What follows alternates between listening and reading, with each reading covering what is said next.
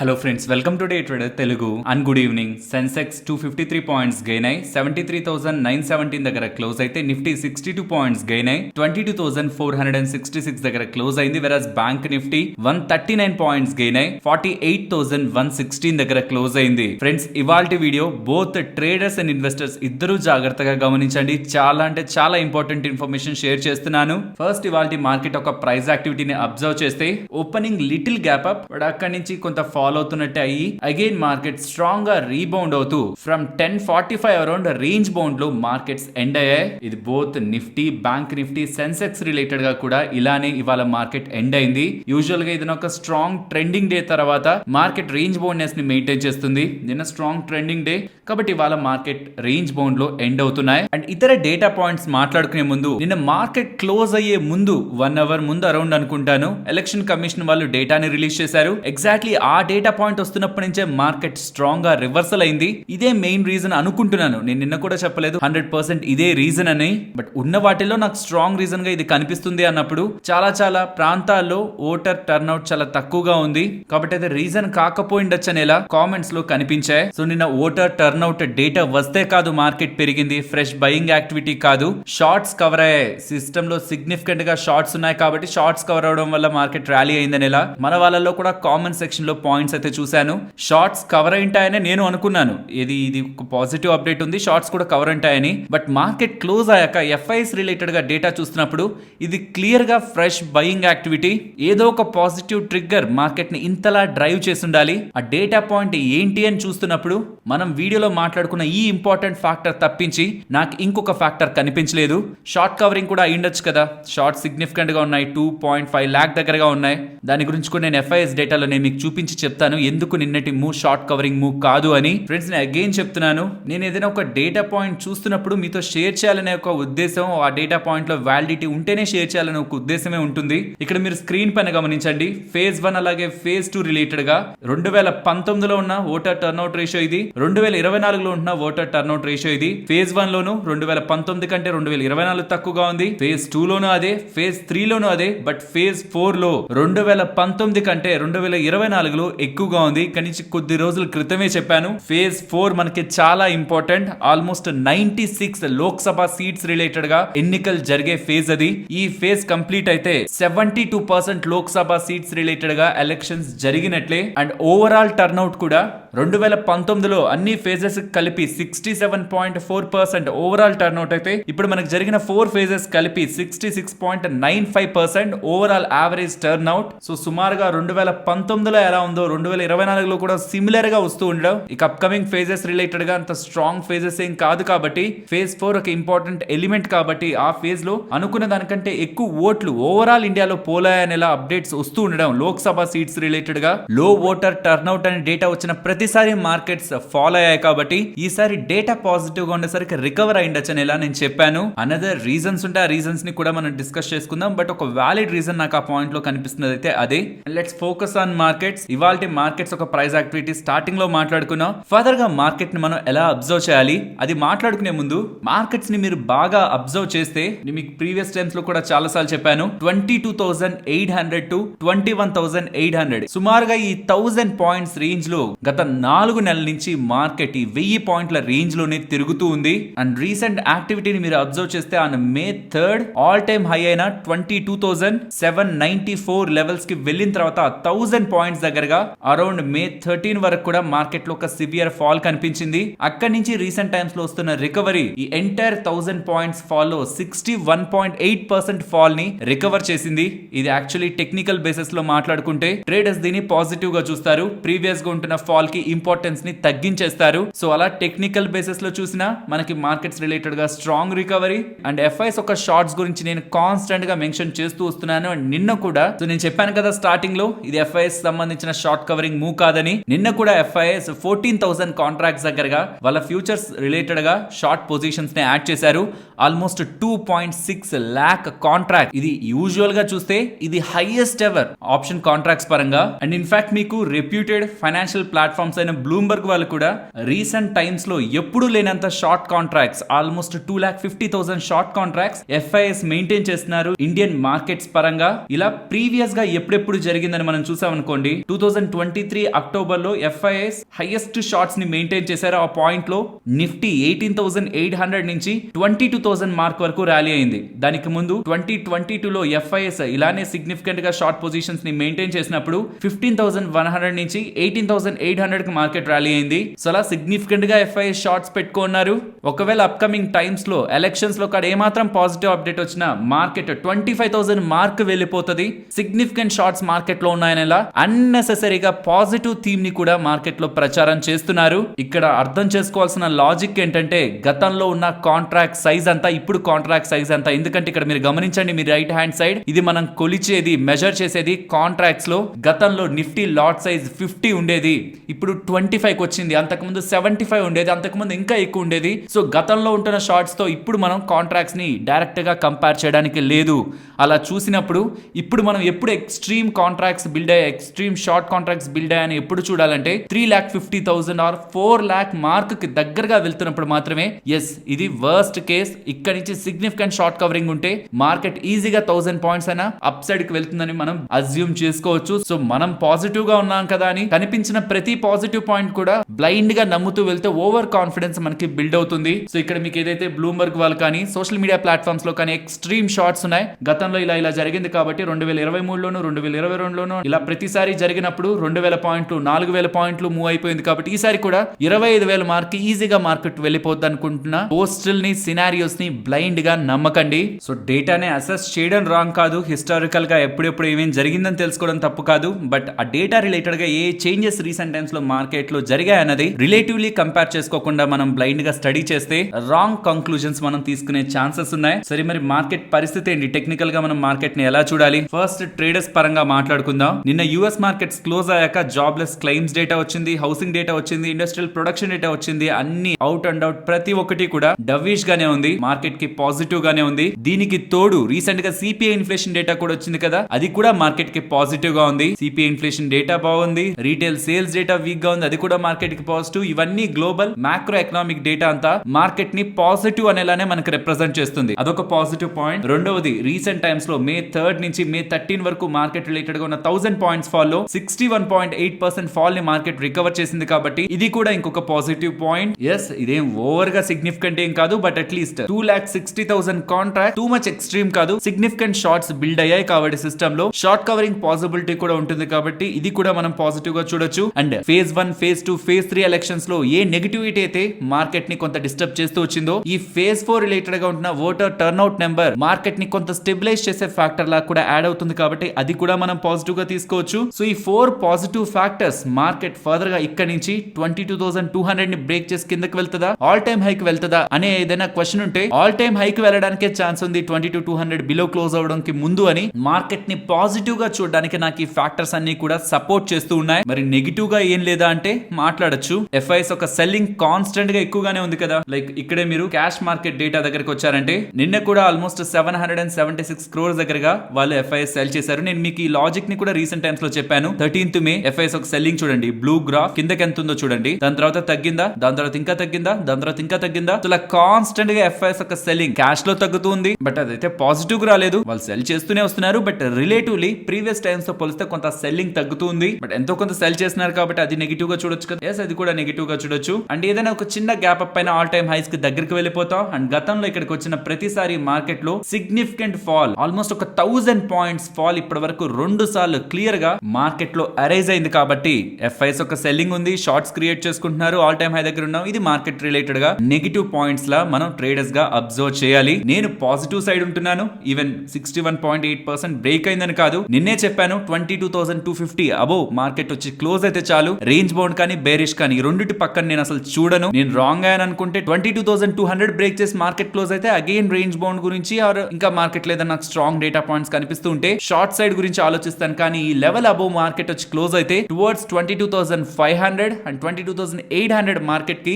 వే ఉంటుందనేది పర్సనల్ గా నా ఒపీనియన్. అలా అనుకోని ఒపీనియన్ ఫార్మ్ చేసుకున్నప్పుడు నేను రాంగ్ అయ్యానని ప్రూవ్ అయినప్పుడు మాత్రమే నేను నా వ్యూ ని మార్చుకుంటాను. అది గతంలో కూడా చాలా సార్లు మనం రాంగ్ అయ్యామని రాంగ్ అయినప్పుడు కూడా మనం చేంజ్ చేసుకోవడం జరిగింది. అండ్ ఇప్పుడు ఇన్వెస్టర్స్ ఇన్వెస్టర్స్ గురించి ఒక ఇంపార్టెంట్ డేటా పాయింట్ ని షేర్ చేయాలనుకుంటున్నాను. ఒకవేళ బీజేపీ ఓడిపోతే ఎంత పడుతుంది అని అడుగుతున్నారు మన వాళ్ళు. నేను ఈ మధ్య కాలంలో 20% ఫాలో అవ్వచ్చు, 10% ఫాలో అవ్వచ్చు అనేసరికి అంత ఫాలో అవుతుందా? కేంద్రంలో ఒక స్టేబుల్ గవర్నమెంట్ రాకపోతే కంపెనీల ఎర్నింగ్స్ ఏం మారిపోవు కదా, ఎందుకు అంత ఫాలో అవ్వాలి? ఇండెక్సే ఒక 25% దగ్గరగా ఫాలో అయిందంటే ఈజీగా మనం హోల్డ్ చేసిన లార్జ్ క్యాప్ స్టాక్స్ కూడా, ఇది నిఫ్టీ గురించి చూస్తున్నాం కాబట్టి లార్జ్ క్యాప్ స్టాక్స్ కూడా 30%, small and mid cap stocks 40-50% కూడా ఫాలో అవడానికి ఛాన్స్ ఉన్నాయి. అంత వర్స్ట్ ఈవెంట్ అంటే గతంలో అయితే అలానే కనిపించింది. కానీ ఈ వర్డ్ ని ఎప్పుడు గుర్తుంచుకోండి, market over the period mature అవుతూ వెళ్తుంది. అంటే అప్పట్లో ఉన్న ఇన్వెస్టర్స్ ఇప్పట్లో ఉన్న ఇన్వెస్టర్స్ ఒకటి కాదు, వాళ్ళ బిహేవియర్ ఒకటి కాదు, వాళ్ళ సెంటిమెంట్స్ ఒకటి కాదు. మేబీ ఈసారి 25% ఫాలో అవ్వకపోవచ్చు, ఒకవేళ సర్ప్రైజ్ గా బీజేపీ వాళ్ళు ఓడిపోతే 25 కాకపోవచ్చు, 20 కాకపోవచ్చు, బట్ అట్లీస్ట్ 15-10% అయిన మార్కెట్ లో కరెక్షన్ మస్ట్ అండ్ షుడ్ గా మనం గమనిస్తాం. కానీ మనం అర్థం చేసుకోవాల్సిందల్లా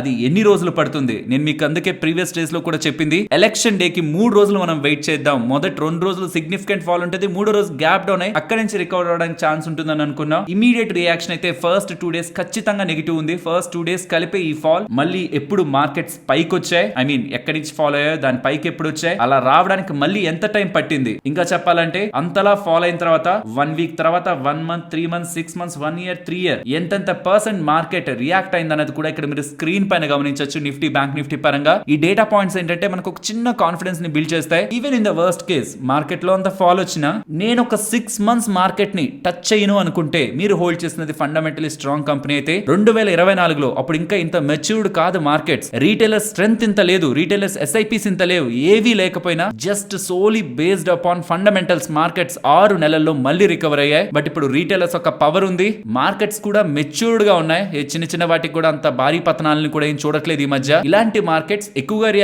రియాక్ట్ అయినా త్వరగానే పైకి వస్తాయన్న ఒక సినారియోని, ఆ థీసిస్ ని మనం బిల్డ్ చేసుకోవాలి. అండ్ ఇదే కాదు, ఇంకా మార్కెట్ ఎప్పుడెప్పుడు ఎంతెంత ఫాల్ అయింది, నిఫ్టీ టాప్ 100 స్టాక్స్ ఎంత ఫాల్ అయ్యాయి, mid cap stocks, small cap stocks ఏ టైంలో ఎంతెంత ఫాల్ అయ్యాయి అనేది కూడా మీకు స్క్రీన్ పైన ఉంటుంది. అంత ఫాల్ అయిన తర్వాత కూడా అవి సిగ్నిఫికెంట్ గా ఇన్వెస్టర్స్ ని హెవీగానే రిటర్న్స్ ఇచ్చాయి. ఎప్పుడైనా మార్కెట్ లో ఒక వర్స్ట్ థింగ్ జరుగుతుందంటే ప్రాబబుల్లీ మనీ ఉంటే అది ఒక ఆపర్చునిటీ, మనీ లేకపోతే అన్నెసరీగా అప్పుడు థింక్ చేయడం కంటే అది అలా వదిలేయడం. నెక్స్ట్ 6 నెలలకి, సంవత్సరానికి మన డబ్బులు ఇంకా బెటర్ పొజిషన్స్ లో ఉన్నాయి తప్పించి ఆ పాయింట్ లో ఫాల్ అయిన దాన్ని చూసి మాత్రం ఇన్వెస్టర్ ఎప్పుడు ఆ టైంలో సెల్ బటన్ నొక్కకూడదు. ఇదంతా నేను ఎందుకు మీకు ఇలా చెప్తున్నానంటే, ఒకవేళ in the worst case elections లో ఏదైనా నెగిటివ్ సినారియో జరిగినప్పుడు కంగారు పడి ఆ టైంలో మీరు ఎక్కడ సెల్ చేస్తారా? ఇలా ఉన్నాయి డేటా పాయింట్స్, మనం ఎక్కడ భయపడాల్సిన నీడ్ లేదు. మనం ఏ కంపెనీలో ఇన్వెస్ట్మెంట్ చేసామో అది మాత్రం మనం ఫోకస్ చేస్తే చాలన్న విషయాన్ని ఇన్వెస్టర్స్ గుర్తుంచుకోవాలి. ఐ హోప్ నేను మార్కెట్ పరంగా ఉంటున్న టోటల్ డేటాని మీతో షేర్ చేశానని. Out and out present market ఉంటున్న ఫండమెంటల్ ఆస్పెక్ట్స్, టెక్నికల్ ఆస్పెక్ట్స్ రెండింటిని కాంబినేషన్ లో చూసినప్పుడు మార్కెట్స్ ఇక్కడ నుంచి ఫర్దర్ గా టాప్ సైడ్ కి, అప్ సైడ్ కి వెళ్తాయని నేను పర్సనలీ ఎక్స్పెక్ట్ చేస్తున్నాను.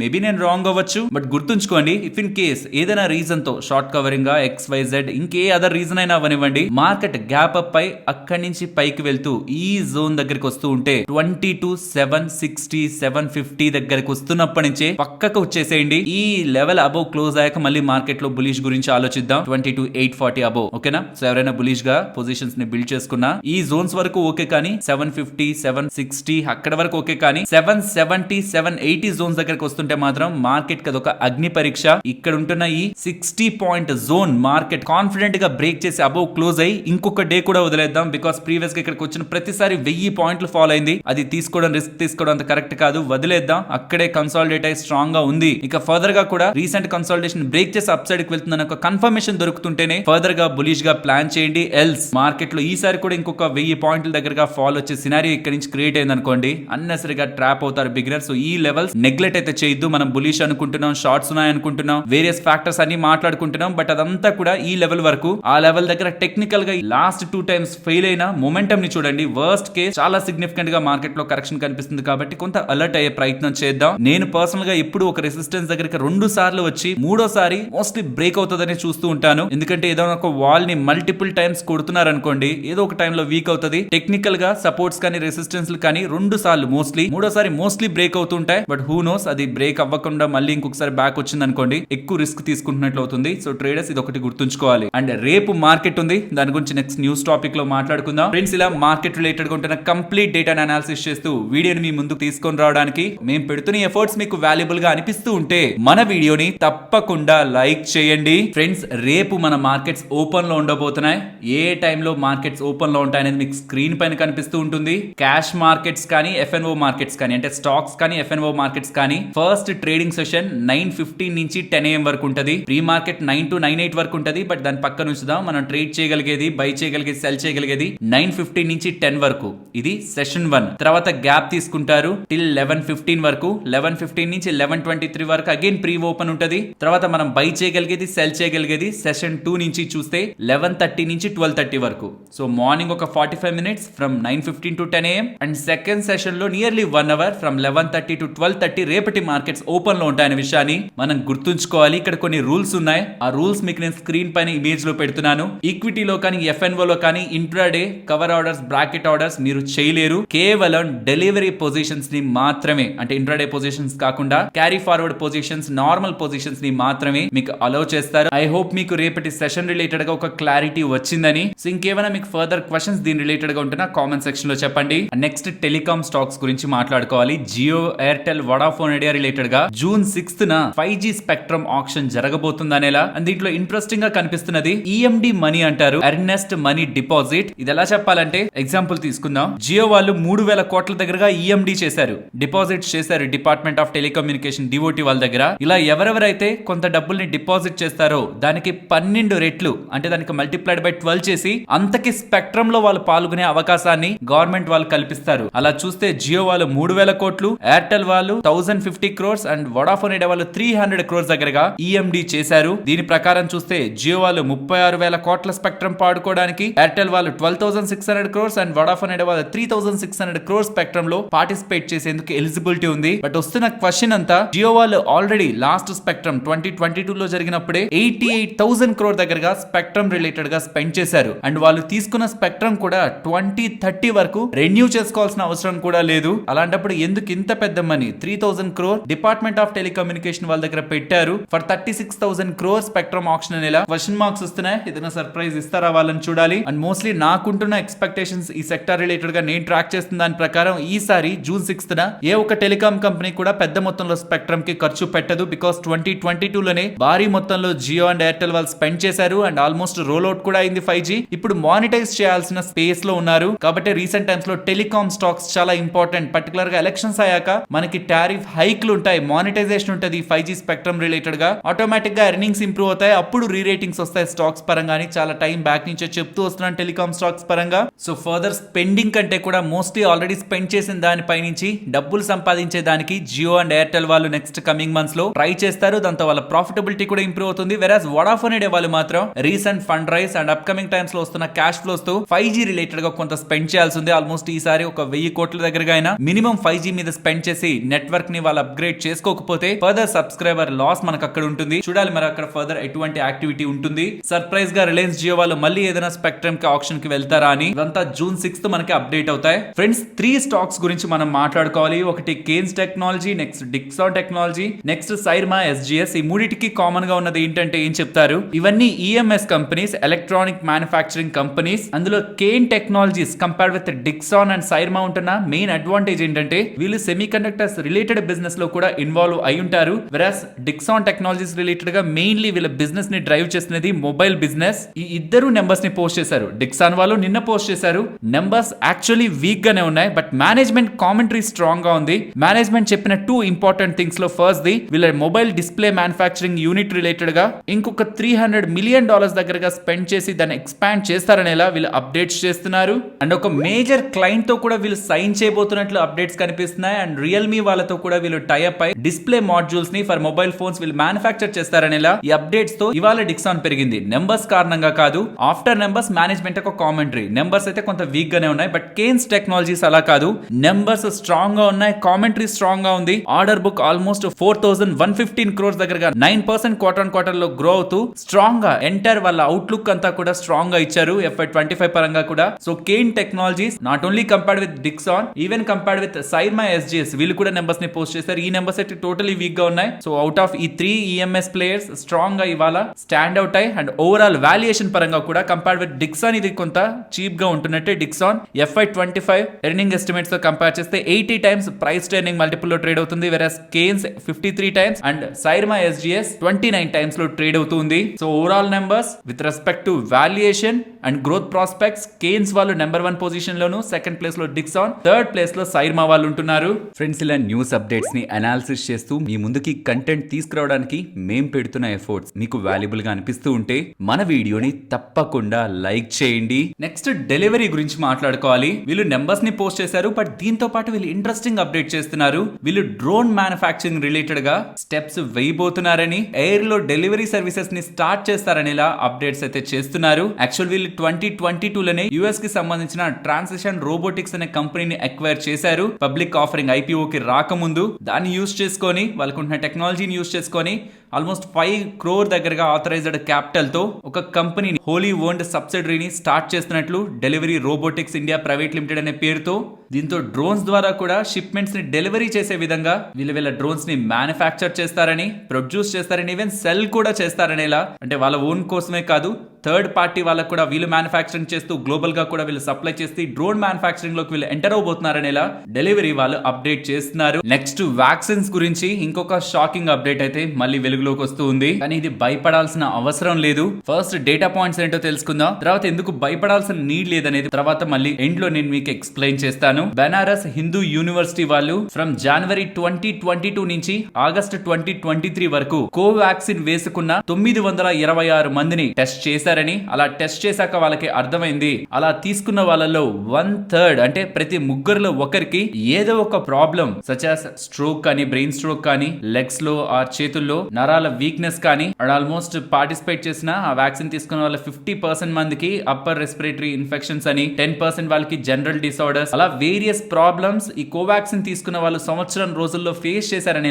వీళ్ళైతే వాళ్ళ స్టడీ ఒక కంక్లూజన్ ని బయటకైతే పబ్లిష్ చేశారు. అండ్ దీనికి భారత్ బయోటెక్ వాళ్ళు కోవాక్సిన్ ని డెవలప్ చేసిన వాళ్ళు ఎక్సలెంట్ ట్రాక్ రికార్డ్ ఉంది. కోవాక్సిన్ కి చాలా స్టడీస్ కూడా అవి ప్రూవ్ చేశాయి. కానీ ఇప్పుడు వీళ్ళు ఏదైతే రిపోర్ట్ ని పెడుతున్నారో ఆ రిపోర్ట్ రిలేటెడ్ గా సరైన స్టాండర్డ్స్ ని వాళ్ళు పాటించలేదు. వ్యాక్సిన్ చేసుకున్న వాళ్ళకి వస్తున్న ప్రాబ్లమ్స్ ని వ్యాక్సిన్ చేసుకుని వాళ్ళకి వస్తున్న ప్రాబ్లమ్స్ కూడా కంపేర్ చేస్తుండాలి, అప్పుడే ప్రాపర్ స్టడీ ఎస్టాబ్లిష్ అయ్యేది. సో వాళ్ళు జస్ట్ వ్యాక్సిన్ తర్వాత ఆ పర్సన్ కి ఏమేం ప్రాబ్లమ్స్ వచ్చాయో కంపేర్ చేసి రిపోర్ట్ పబ్లిష్ చేశారు. కానీ సేఫ్టీ ప్రొఫైల్ ని ప్రాపర్ గా వాళ్ళు స్టడీ చేయలేదనేలా ఆ ఇన్వాల్వ్మెంట్ లో ఉన్న 926 పార్టిసిపెంట్స్ రిలేటెడ్ గా వాళ్ళు సరైన స్టాండర్డ్స్ ని ఫాలో అవ్వలేదనేలా కోవాక్సిన్ ని డెవలప్ చేసిన భారత్ బయోటెక్ వాళ్ళైతే చెప్తున్నారు. అండ్ ఇదిలా ఉంటే రీసెంట్ టైమ్స్ లో మా వ్యాక్సిన్ తీసుకున్న వాళ్ళలో అందరికీ కాదు, చాలా చాలా రేర్ గా బ్లడ్ లో క్లాట్స్ వచ్చే ఒక అవకాశం ఉందనేలా ప్రీవియస్ గా వాళ్ళు కోర్టు ముందు ఒప్పుకున్నారు కదా. దానికి అడిషనల్ గా VTT కూడా రావడానికి ఛాన్స్ ఉందని, వ్యాక్సిన్ ఇండ్యూస్డ్ ఇమ్యూనో థ్రాంబోసైటోపినియా రావడానికి ఛాన్స్ ఉందనేలా అడిషనల్ గా వాళ్ళు కోర్ట్స్ కి అయితే చెప్తున్నారు. అనదర్ సైడ్ ఎఫెక్ట్ కూడా మా వ్యాక్సిన్ వల్ల వచ్చిండొచ్చనేలా యూకే కోర్టులో వాళ్ళు ఒప్పుకోవడం జరిగింది. కానీ గుర్తుంచుకోవాల్సింది, ఇది ఆల్రెడీ వ్యాక్సిన్ తీసుకున్న వాళ్ళలో విత్ ఇన్ 4 to 42 days లోపే డెవలప్ అయి ఉండాలి. స్టార్టింగ్ వ్యాక్సిన్ తీసుకున్నప్పటి నుంచే 4 to 42 days లో డెవలప్ అయి ఉండాలి. సో ఇప్పుడు మనకి 3 సంవత్సరాల దగ్గరగా ఇంకాస్త అయితే ఇంకా చాలా టైం వరకు మనకి స్పెండ్ అవుతున్నట్టు కాబట్టి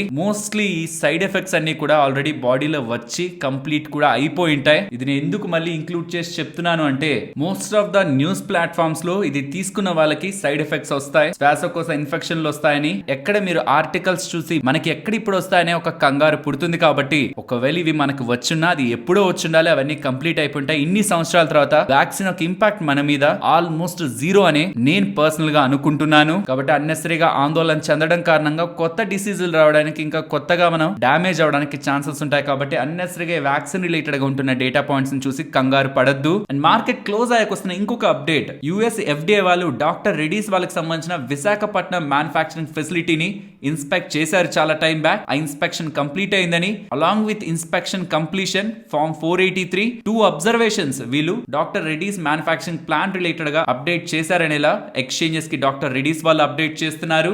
నెక్స్ట్ ల్యాండ్ మార్క్ కార్స్ గురించి మాట్లాడుకోవాలి. కోల్కతాలో ఆల్రెడీ ఉంటున్న కియా డీలర్షిప్స్ ఉంటాయి కదా, కియా మోటార్స్ ఒక డీలర్షిప్స్, వాటిని ల్యాండ్ మార్క్ కార్ వాళ్ళు అక్వైర్ చేశారని, అంటే ఆల్రెడీ ఉన్న డీలర్షిప్ ని వీళ్ళు అక్వైర్ చేశారని. సో దీంతో టోటల్ గా కోల్కతాలో వీళ్ళు 1 షోరూమ్ అండ్ 2 వర్క్ షాప్స్ ని వీళ్ళ అండర్ లో మెయింటైన్ చేస్తారనేలా ఎక్స్చేంజెస్ కి అప్డేట్ చేస్తున్నారు. నెక్స్ట్ BML వీళ్ళకి 250 crores విలువ చేసే ఆర్డర్ నార్థన్ కోల్ ఫీల్డ్స్ దగ్గర నుంచి. డంప్ ట్రక్స్ ఉంటాయి కదా, డంప్ చేసేదానికి యూస్ చేసే ట్రక్స్, దానికోసం వీళ్ళకి నార్థన్ కోల్ ఫీల్డ్స్ నుంచి ఈ 250 crore ఆర్డర్ లభించిందనేలా ఎక్స్చేంజెస్ కి అప్డేట్ చేశారు.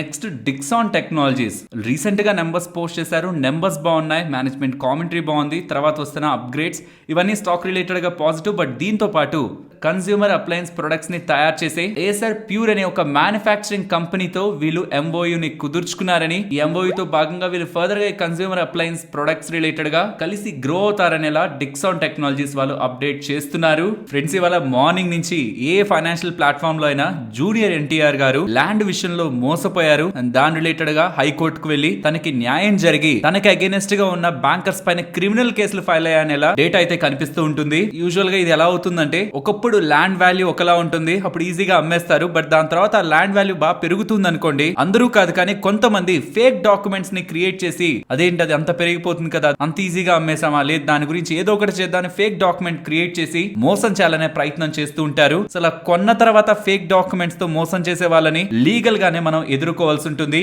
అసలు ఏం జరిగిందో క్లియర్ గా చెప్తాను, డీటెయిల్డ్ గా వినండి. జూనియర్ ఎన్టీఆర్ గారు 2003లో జూబ్లీ హిల్స్ రోడ్ నెంబర్ 75 లో 681 స్క్వేర్ యార్డ్ ప్లాట్ ని 36 లక్షలకి సుంకు గీతాలక్ష్మి గారి దగ్గర నుంచి కొన్నారు. కొన్న తర్వాత ఆ ప్లాట్ లో ఖరీదైన ఒక భవనం కూడా, ఒక లగ్జరియస్ హౌస్ ని కూడా బిల్డ్ చేసుకున్నారు. ఇది 2003లో కొన్నారు 36 లక్షలు కని. దాని తర్వాత దాంట్లో ఇల్లు కట్టడానికి డబ్బులు ఖర్చు ఉంటుందని 2003 నుంచి ఇప్పటికి చూస్తే ఇన్ని సంవత్సరాల్లో ల్యాండ్ ప్రైజెస్ అమాంతం పెరిగిపోయాయి కదా. సో అప్పుడు అలా కొన్న 36 లక్షల ప్లాట్ అండ్ దాని తర్వాత కన్స్ట్రక్ట్ చేసిన ఎంటైర్ ప్రాపర్టీ విలువ 24 కోట్లకి ప్రెజెంట్ చేరింది. ఇలా ఇంతలా పెరిగిపోతూ ఉండడం గమనించిన సుంకు గీతా లక్ష్మి గారికి సంబంధించిన, అంటే ప్రీవియస్ ఓనర్ ఉన్నారు కదా, జూనియర్ ఎన్టీఆర్ గారికి ప్లాట్ అమ్మిన ఓనర్ ఉన్నారు కదా, తనకి సంబంధించిన బంధువులు ఏం చేశారంటే దానికి సంబంధించిన ఫేక్ డాక్యుమెంట్స్ ని క్రియేట్ చేసి బ్యాంక్ లో లోన్ తీసేసుకున్నారు. అంటే మొత్తం చెక్ చేసుకొని అంతా బాగుందని ల్యాండ్ తీసుకున్న తర్వాత చాలా సంవత్సరాలకు ఆ ల్యాండ్ వాల్యూ పెరిగిందని, దాని రిలేటెడ్ గా ఎలాగో వాళ్ళ దగ్గర జెరాక్స్ కాపీస్ ఉంటాయి కాబట్టి దాని రిలేటెడ్ గా ఫేక్ డాక్యుమెంట్స్ ని క్రియేట్ చేసి బ్యాంక్ లో ఆ ప్రాపర్టీ మీద లోన్ అయితే తీసేసుకున్నారు. తీసుకున్న లోన్ ఫ్రాడ్ లోన్ కాబట్టి కట్టడం మానేశారు. ఇక బ్యాంక్ వాళ్ళు ఏం చేస్తారు, ఆ ప్రాపర్టీ దగ్గరికి వెళ్లి ఇదిగోండి పేపర్స్ మా దగ్గర ఉన్నాయి, సో ఈ ప్రాపర్టీ మాదే, మేము దీన్ని వేలం వేస్తున్నాం అని చెప్పారు. కానీ జూనియర్ ఎన్టీఆర్ గారు ఇదిగోండి నా దగ్గర ఉన్నవి ఒరిజినల్స్, అవి కాదనేసరికి ఇక లీగల్ గా మూవ్ అవ్వాలని బ్యాంక్స్ ని కలిసి డిఆర్టీ వాళ్ళని అప్రోచ్ అయ్యాయి. డెట్ రికవరీ ట్రిబ్యునల్, ఈ అప్పులో ఎవరెవరైతే కట్టారో వాళ్ళ రిలేటెడ్ గా లీగల్ గా యాక్షన్ తీసుకోవడానికి డిఆర్టీకి వెళ్తూ ఉంటారు ఈ బ్యాంక్. డిఆర్టీ వాళ్ళు జూనియర్ ఎన్టీఆర్ గారికి అగైనెస్ట్ గా తీర్పునిచ్చారు, వెళ్లి తీసేసుకోండి ఆ ఇల్లు బ్యాంక్ కు సంబంధించింది, దాని మీద లోన్ ఉంది కాబట్టి తీసుకోండి అన్నారు. యాక్చువల్ గా డిఆర్టీ వాళ్ళు అగైనెస్ట్ గా తీర్పిచ్చారు అనుకోండి, నెక్స్ట్ డిఆర్ఏటీకి వెళ్ళాలి, డెట్ రికవరీ అపిలేట్ ట్రిబ్యునల్ కి వెళ్ళాలి. కానీ జూనియర్ ఎన్టీఆర్ గారు ఇవన్నీ అయ్యే పనుల్లో లేవు, డైరెక్ట్ గా కోర్టుకు వెళ్తే తేల్చుకుంటానని హైకోర్టులోకి వెళ్లి కేసు వేస్తూ ఉండడం. హైకోర్టు వాళ్ళు సింపుల్ గా జూనియర్ ఎన్టీఆర్ గారి దగ్గర ఉన్న పేపర్స్ ని, బ్యాంక్ దగ్గర ఉన్న పేపర్స్ ని రెండింటిని కూడా ఫారెన్సిక్ ల్యాబ్ కు పంపించారు. ఏవి ఒరిజినల్స్, ఏవి ఎప్పటి పేపర్స్ అవి చెక్ చేయండి అనేసరికి ఫారెన్సిక్ ల్యాబ్ వాళ్ళు జూనియర్ ఎన్టీఆర్ గారి దగ్గర ఉన్న పేపర్స్ మాత్రమే ఒరిజినల్, బ్యాంక్ దగ్గర ఉన్నవి ఫేక్ అని తేలేసరికి ఫేక్ డాక్యుమెంట్స్ లో లోన్ ఇచ్చిన దానికి బ్యాంక్ ఎలాగో ఇష్యూస్ ని ఎదుర్కొంటుంది, దానికి తోడు ఇలా హెరాస్మెంట్ చేసిన దానికి కూడా క్రిమినల్ చార్జెస్ ని బ్యాంక్ వాళ్ళందరూ ఇప్పుడు ఫేస్ చేస్తారు. సో దీన్ని బట్టి అర్థం అవుతున్నది, ఇఫ్ ఇన్ కేస్ మన దగ్గర డాక్యుమెంట్స్ ఉండి మనం అన్ని చెక్ చేసి ఒక ల్యాండ్ ని తీసుకొని అక్కడ ఇల్లు కట్టుకొని ఒకవేళ ఫ్యూచర్ లో ఎవరైనా ఇవి డాక్యుమెంట్స్ కాదు ఇదిగో నా దగ్గర ఉన్నవే డాక్యుమెంట్స్ అంటే మనం కోర్ట్స్ ద్వారా ఫారెన్సిక్ ల్యాబ్స్ కి రెండిటి డాక్యుమెంట్స్ ని పంపించి ఏవి ఒరిజినల్ అని మనం రుజువు చేయగలిగితే మన దగ్గర ఉన్నవే ఒరిజినల్ డాక్యుమెంట్స్ అని ప్రూవ్ అయితే ఆ ల్యాండ్ ఆ ప్రాపర్టీ మనదే అవుతుంది. కాబట్టి ఈ కేసుని ఏదో జస్ట్ అలా వదిలేయకుండా మనం గుర్తుంచుకోవాలి. యూజువల్ గా ఇలాంటి సినారియోస్ మీరు ఎక్కడైనా చూసారా, మీకు తెలిసిన వాళ్ళ కానీ ఎవరైనా ఇల్లు స్థలం తీసుకున్న తర్వాత ఇంకొన్ని రోజుల తర్వాత ఇది మాది అని ఎవరైనా ఇష్యూస్ ని ఫేస్ చేయడం చూసారా? నేను పర్సనల్ గా అయితే చూడలేదు, కానీ చాలా చోట్ల విన్నాను. ఒకే పేపర్ ని ఒకే డాక్యుమెంట్ ని ఒక 5-6 మందికి అమ్మేస్తూ ఉంటారు, దాని వెనక చాలా పెద్ద పెద్ద వాళ్ళు కూడా ఉంటుంటారని. బట్ మీకుంటున్న ఈ రియల్ ఎస్టేట్ రిలేటెడ్ గా ఉంటున్న స్కామ్స్ ఏమైనా మీరు చూస్తుంటే కామెంట్ సెక్షన్ లో షేర్ చేయండి. నెక్స్ట్ M&M గురించి మాట్లాడుకోవాలి. నెంబర్స్ బాగా పోస్ట్ చేశారు. After numbers management strong guidance ఇచ్చింది, దాని గురించి మాట్లాడుకుందాం.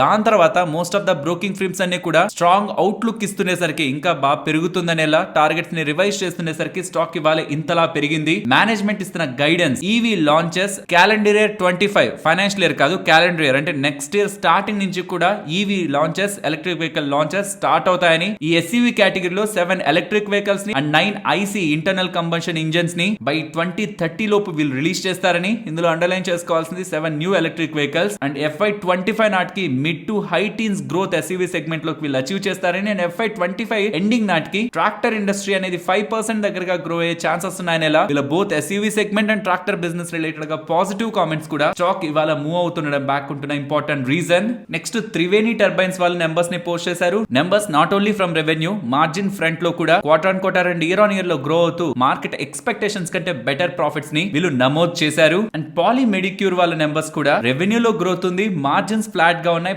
ప్రాఫిటబిలిటీ కూడా ఎక్స్పెక్టేషన్స్ కంటే బెటర్ నెంబర్స్ ఉన్నాయి. వీళ్ళ నెంబర్స్ కూడా బెటర్ గానే ఉన్నాయి. నెక్స్ట్ రిజల్ట్స్ గురించి మాట్లాడుకోవాలి. ఫస్ట్ RVNL నెంబర్స్ మీకు స్క్రీన్ పైన కనిపిస్తూ ఉంటాయి. Quarter on quarter and year on year comparison లో వీళ్ళ నెంబర్స్ లో స్ట్రాంగ్ గ్రోత్ ఉంది. రెవెన్యూస్ లో కానీ, మార్జిన్స్ లో కానీ, ప్రాఫిటబిలిటీలో కానీ. ఇక్కడ బాటమ్ ఉంటున్నది నెట్ ప్రాఫిట్, టాప్ ఉంటున్నది రెవెన్యూస్. వీటన్నిటిలోనూ మార్కెట్ ఎస్టిమేట్స్ కంటే వీళ్ళు బెటర్ గ్రోత్ ని తీసుకొచ్చారు. వీళ్ళ నెంబర్స్ తో పాటు ₹2.11 పర్ షేర్ డివిడెండ్ ని కూడా డిక్లేర్ చేశారు. నెక్స్ట్ నిఫ్టీ అలాగే bank Nifty support and resistance. Nifty present ఉన్న లెవెల్స్ నుంచి డౌన్ సైడ్ ఇవాళ మీరు అబ్జర్వ్ చేసి ఉండొచ్చు. ఆల్మోస్ట్ 1045 నుంచి కూడా ఈ 20 పాయింట్ జోన్ మల్టిపుల్ టైమ్స్ మీకు సపోర్ట్ గా యాక్ట్ అయింది. అండ్ ప్రీవియస్ గా కూడా వన్ వే లో మార్కెట్ ర్యాలీ అవుతున్నప్పుడు కూడా ఇది రెసిస్టెన్స్ గా ఉంది. క్లియర్లీ 20 పాయింట్స్ మీకు ఒక ఇంపార్టెంట్ సపోర్ట్. ఈ 22,450 టు 22,430 అది బ్రేక్ అవ్వనంత వరకు కూడా towards 22,560 above 620 to 640 market related గా ఉంటున్న important resistance. Coming to bank Nifty వాళ్ళ ఎగ్జాక్ట్లీ మార్కెట్ ఈ జోన్ బ్రేక్ అయిన తర్వాత ఈ 70 పాయింట్ జోన్ ఇంపార్టెంట్ జోన్ వదిలేయండి అనుకున్నాం. అది బ్రేక్ అయిన తర్వాత ఈ లెవెల్స్ మధ్యలోనే కన్సాలిడేట్ అయింది. ఈ కన్సాలిడేషన్ జోన్ బ్రేక్ చేసి అప్ సైడ్ కి వస్తుంటే గుడ్ మూవ్ టువర్డ్స్ 48,470. ఒకవేళ బ్రేక్ అయి డౌన్ సైడ్ కి వస్తుంటే 47,820 బిలో 47,633. అండ్ నేను మీకు రీసెంట్ టైమ్స్ లో చెప్పాను 250 అబౌవ్ మార్కెట్ క్లోజ్ అయినప్పుడు నేను మార్కెట్ ను రేంజ్ బౌండ్ గాను బేరిష్ గాను చూడను కాబట్టి మార్కెట్ రేంజ్ అని డిస్కస్ చేయట్లేదు. ఇఫ్ ఇన్ కేస్ నేను రాంగ్ అయి 200 బిలో మార్కెట్ వచ్చి క్లోజ్ అవుతూ ఉంటే 22,200 దెన్ రేంజ్ అని డిస్కస్ చేద్దాం. మరొక ఇంట్రెస్టింగ్ వీడియోతో మళ్ళీ మీ ముందుకు వస్తాను. అంతవరకు టేక్ కేర్. జై హింద్.